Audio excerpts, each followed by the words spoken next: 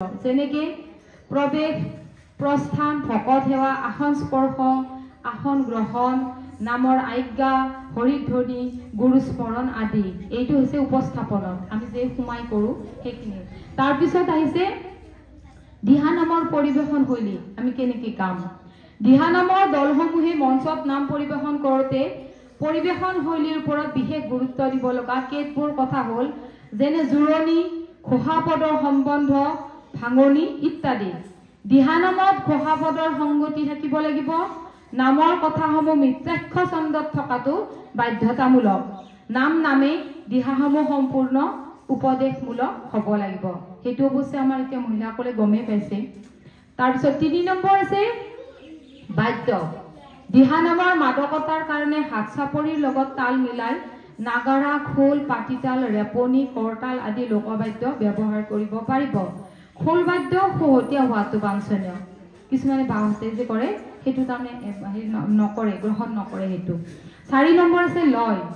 লয়টো দিহা নামক 3টা লয়ত পৰিবহন কৰাটো বাঞ্ছনীয় যেনে বিলম্বিত হিমালয় বা মধ্যলয় আৰু দ্ৰুতলয় লয় আৰু সুৰৰ গতিয়ে চাপৰি নিৰূপণ কৰিব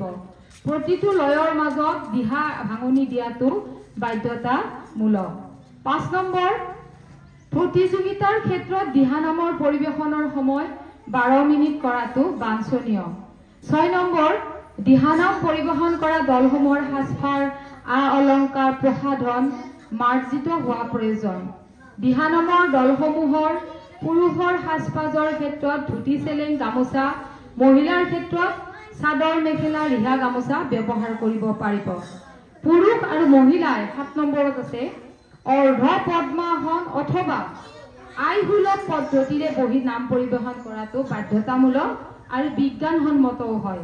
ইয়াত কেনেকৈ লিপিবদ্ধ কৰিছে 8 নম্বৰ হৈছে দিহা নামসমূহ ভাগৱত কীৰ্তন ৰামায়ণ মহাভাৰত আদি ধৰ্মগ্ৰন্থৰ আধাৰত বিশেষকৈ উপদেশমূলক হোৱাটো বাঞ্ছনীয় আখ্যান উপাখ্যান বৃন্দাবনীয় নামসমূহত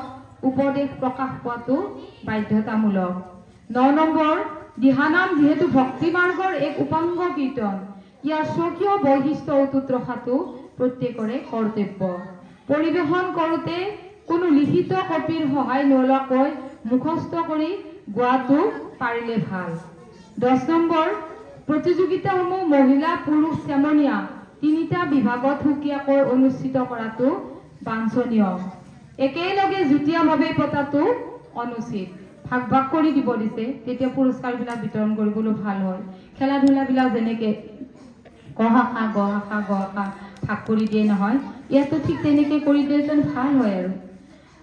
11 নম্বৰত দিছে যে ঔ ৰাম জয় হৰি নামৰ সামৰণি মাৰি হৰিধ্বনি কৰিব লাগিব তাৰপিছত আছে শেষৰটো 12 নম্বৰ সময়ৰ প্ৰতি লক্ষ্য ৰাখি অপৰাধ ভঞ্জন গুৰু বন্দনা আদি কৰিব পাৰিব কিন্তু ই বাধ্যতামূলক নহয় ধৰি লওক আপোনাক 12 মিনিট দিছে আপোনাৰ নাম ভাগ কৰিছে 10 মিনিটত আপুনি তেতিয়া 2 মিনিট অপৰাধ গাব পাৰিব সময়টো মিলিবৰ কাৰণে এইখিনি আমাৰ নিয়মাৱলী কৰি দিছে গতিকে অনাগত দিনত আমাৰ দিহানাম গাব লগা হ'লে এই নিয়মৰ ওপৰতহে আপোনালোকে গাব লাগিব